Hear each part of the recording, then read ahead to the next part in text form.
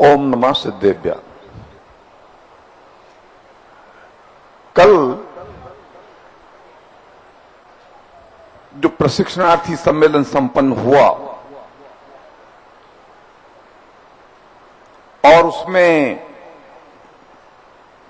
अपने भाव व्यक्त करने वाले, मैं क्या कहूं उन्हें, विद्यार्थी कहूं या शिक्षक कहूं, क्योंकि वे विद्यार्थी के रूप में यहां आए थे और शिक्षक बनकर के यहां से जा रहे हैं।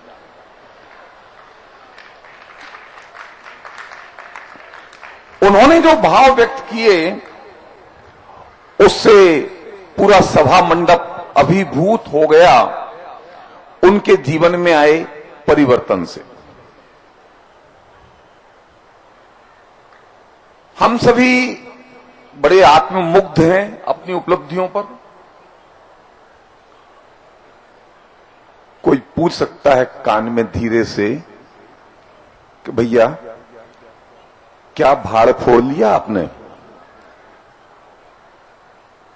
200 लोगों को ट्रेनिंग दी 18 दिन में और इतने गाल बजा रहे हो।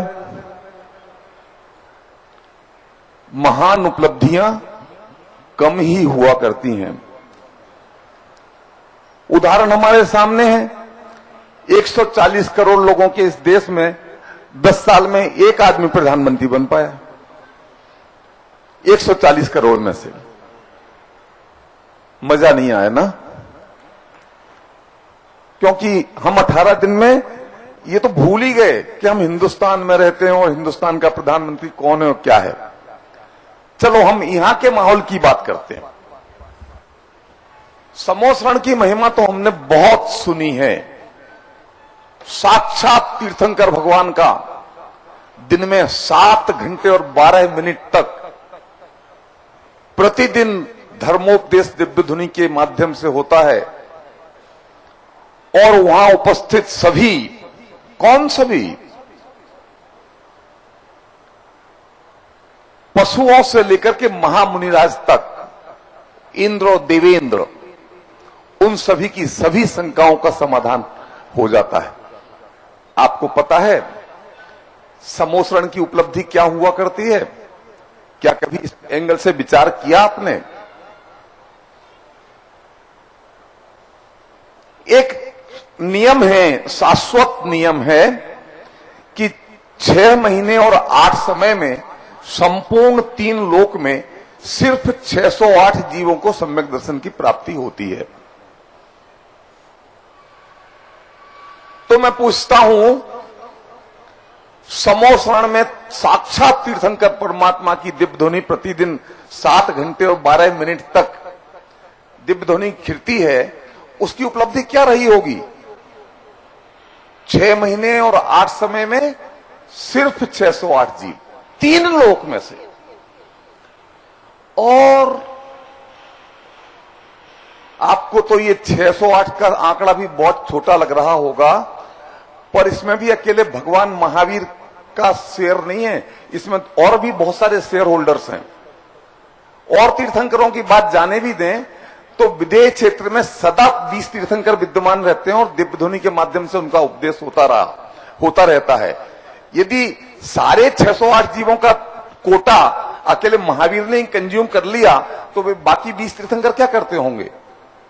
यानी कि आप जरा कल्पना कीजिए कि एक साथ 6 महीने 8 समय में 608 जीवों को सम्यक दर्शन की प्राप्ति होती है और वो 21, तो वो कोटा भी 21 तीर्थंकरों में बंटता है। जब उनकी उपलब्धियां इस प्रकार की होती हैं तो हमारे ये 200 की उपलब्धि के आंकड़े को छोटा नहीं कहा जा सकता है।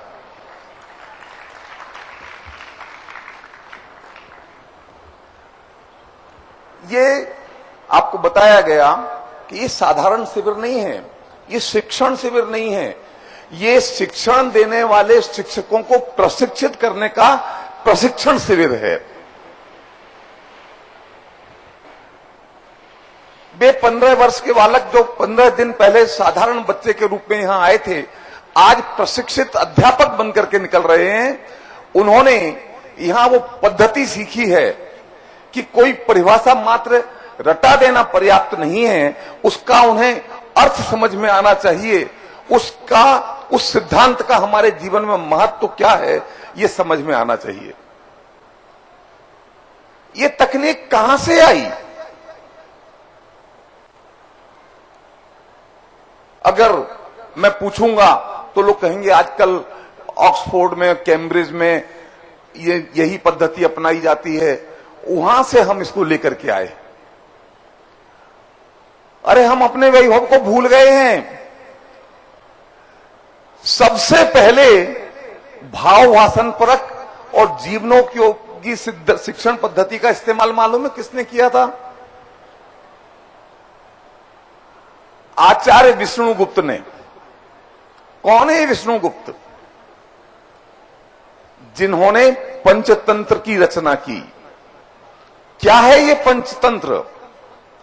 एक ऐसी किताब जो कि संपूर्ण विश्व की समस्त भाषाओं में करोड़ों की संख्या में प्रकाशित हो चुकी है। और मैंने अपनी प्रशिक्षण की क्लास में पहले दिन बताया था कि किस प्रकार उन्होंने राजा के 100 नालायक पुत्रों को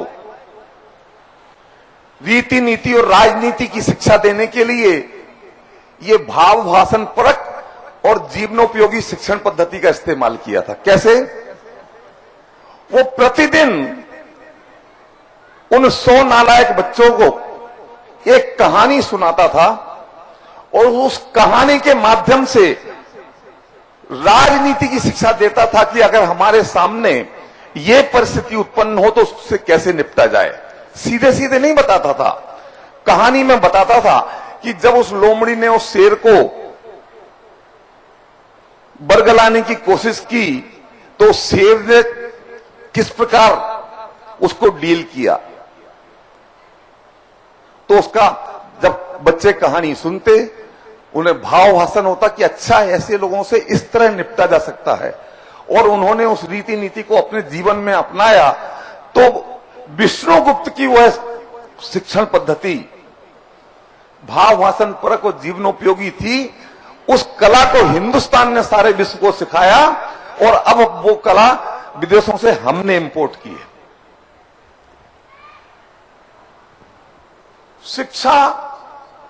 शिक्षा की तकनीक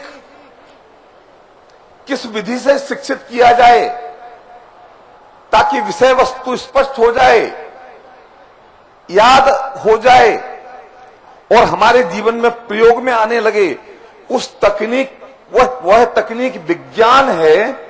और उस विज्ञान को आजमा कर, अपना कर, प्रयोग करके उसका परिणाम सामने लाना ये कला है।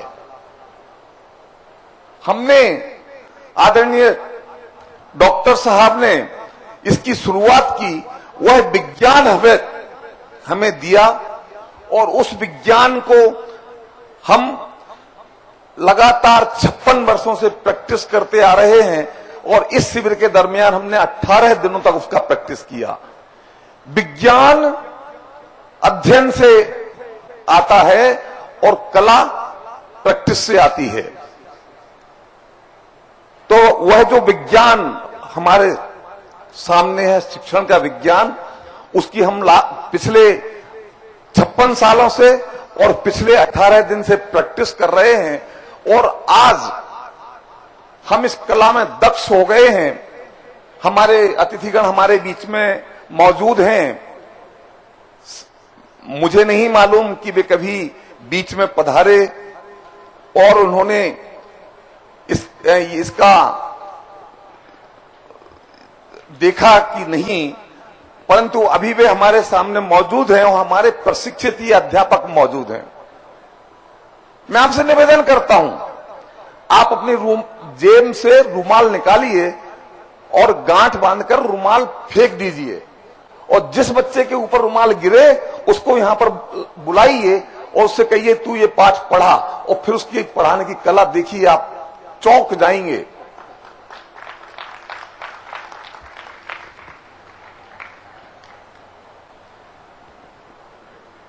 क्या समझते हैं आप कि ये जो कला आपने सीखी है ये सिर्फ पाठशाला में, मंदिर में कुछ लोगों को धर्म पढ़ाने में ही काम आएगी।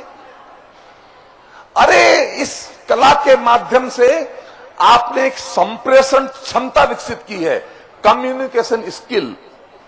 ये कम्युनिकेशन स्किल आपको जीवन के हर क्षेत्र में काम आएगी और जीवन भर काम आएगी।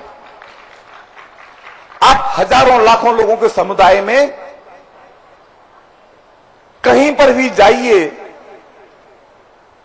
हमारा ये प्रशिक्षित बालक हजारों लाखों की भीड़ में से अलग छटा छटाया नजर आ जाएगा।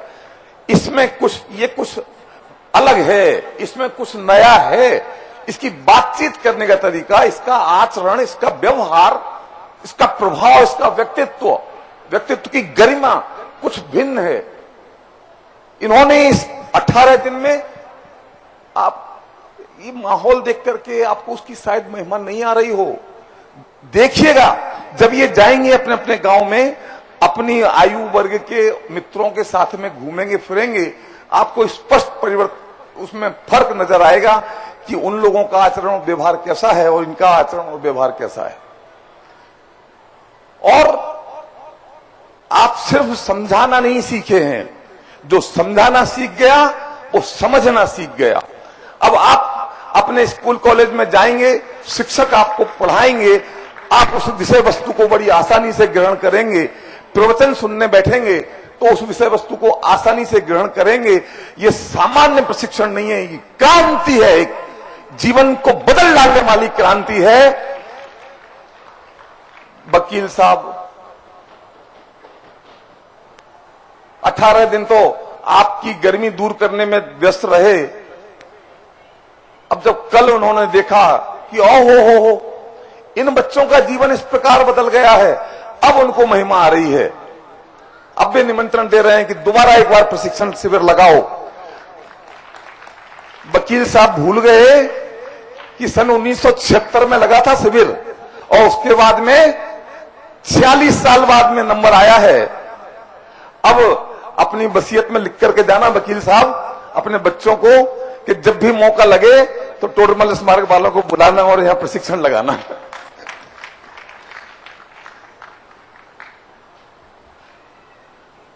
ये हमने अपने अनुभव से यहां देखा है, ये प्रशिक्षण की विधि समझना, इस कला को विकसित करना कठिन नहीं है।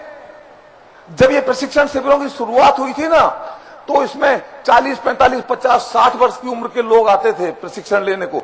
डिग्री कॉलेज के प्रिंसिपल, बीएड कॉलेज के प्रिंसिपल और ऐसे प्रोफेसर, लेक्चर्स, ऐसे लोग ट्रेनिंग लिया करते थे। और हम लोग तो दस्तक देते रहते थे, हमें उसमें प्रवेश नहीं मिलता था। आज हमारी यह सीमा घट करके 15 वर्ष की उम्र तक आ गई है। और हमने देखा कि 15 वर्ष की उम्र के बालक बड़े प्रभावशाली ढंग से इस चीज को समझ सकते हैं, इसको अडॉप्ट कर सकते हैं, अपने जीवन में अपना सकते हैं।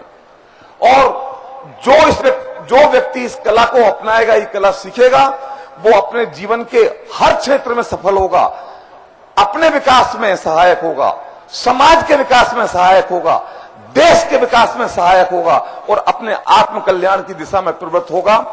आप सभी लोग इस कला का इस्तेमाल करें, अपने इस जीवन को सुखी करें और अपने मोक्ष जाने का मार्ग प्रशस्त करें। बहुत बहुत धन्यवाद। जय जिनेंद्र, अभिनंदन।